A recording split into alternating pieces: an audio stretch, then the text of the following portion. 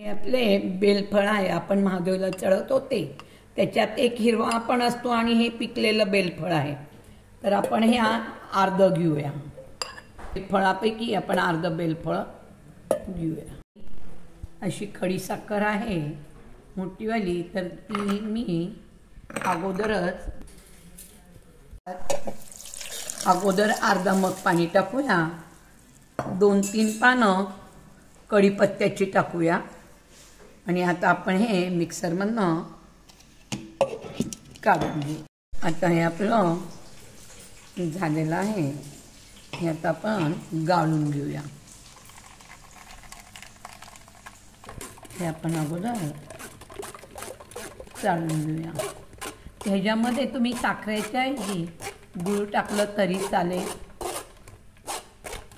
ह्याच्यामध्ये अजून 1 चमचा साखर लागणार आहे, ती टाकून घेऊया. अर्धा चमचा मध, अर्धा चमचा चाट मसाला,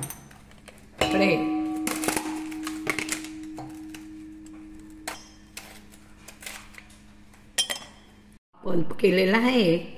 हा अर्धेच ग्लास घ्यायचा आहे आणि अजून ह्याच्यात पाणी टाकायचं आहे, थोडंसं मीठ. हे आपलं बेलफळाचं सरबत तयार झालेलं आहे. उन्हाळ्यामध्ये अतिशय सुंदर आहे, तब्येतीला थंड पण आहे. तर करून पहा. लाईक करा, शेअर करा, कमेंट करा, नक्की करून पहा.